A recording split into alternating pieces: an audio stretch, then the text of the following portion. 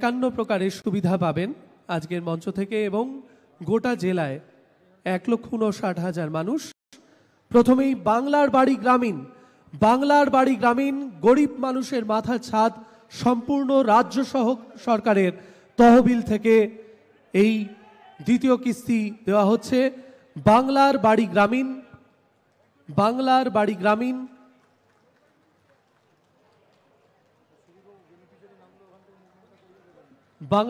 গ্রামীণের দ্বিতীয় কিস্তি।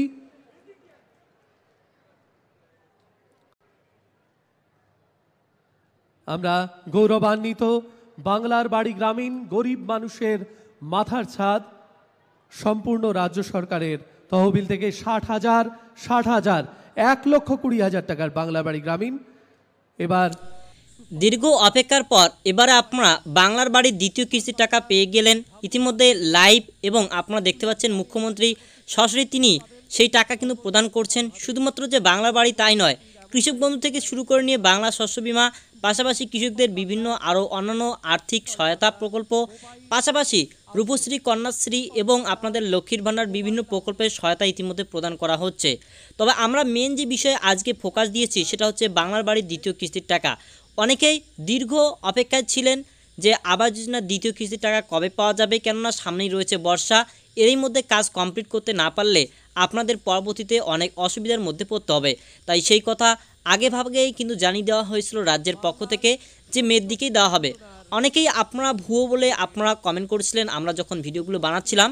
তাই আজকে আপনাদের কথা মতো যে রিপোর্টগুলো আমাদের ঠিক হয় সেটা আপনারা বাস্তবে পরিণত হচ্ছে কিনা একবার মিলিয়ে নিন। সেই মতো মুখ্যমন্ত্রী আজকে মে মাসের কত তারিখ আপনারা বুঝতে পারছেন, আজকের দিকে কিন্তু টাকা প্রদান করা হলো 20 মের দিকে।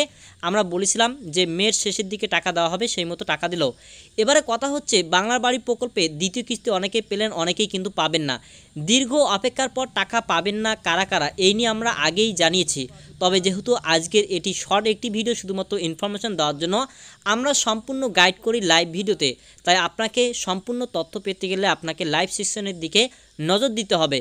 তবু আপনাদেরকে বলে দিচ্ছি PWL লিস্টের টাকা তো আপনারা পাবেনই, তার আগে দ্বিতীয় কিস্তির টাকা যারা এখনও পর্যন্ত অপেক্ষায় রয়েছেন তো তাদের উদ্দেশ্যে বলছি আপনার লিন্টন পর্যন্ত কাজ কমপ্লিট করুন। যদি এখনও পর্যন্ত রাজ্যের রিপোর্ট নেওয়ার আগ পর্যন্ত না হয়ে থাকে তাহলে সেই টাকা আপনাদের পেতে দেরি হবে। পাশাপাশি যদি আপনাদের UDIN ইতিমধ্যে করা থাকে তবেই মিলবে দ্বিতীয় কিস্তি, নতুবা আপনাদের কাছে কিন্তু পাবেন না। এটাই শুধুমাত্র আপনাদের তথ্য দেওয়ার। PWLদের টাকা মুখ্যমন্ত্রী জানিয়ে দিয়েছেন, আমি একটু পরে আপনাদেরকে শোনাবো ঠিক মুখ্যমন্ত্রী কি বলেছেন। PWLদের টাকা দেওয়া হবে ডিসেম্বরের দিকে এবং মের দিকে ফের ওই PWLদের দ্বিতীয় কিস্তির টাকা দেওয়া হবে, অর্থাৎ পার্মানেন্ট ওয়েটিং লিস্ট, মানে PWL মানেই হচ্ছে পার্মানেন্ট ওয়েটিং লিস্টে যারা রয়েছেন তাদের।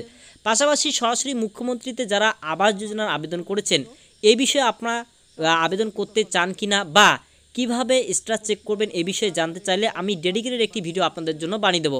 তো শুনুন মুখ্যমন্ত্রী ঠিক এই বিষয়ে কি বলছেন সরাসরি লাইভ।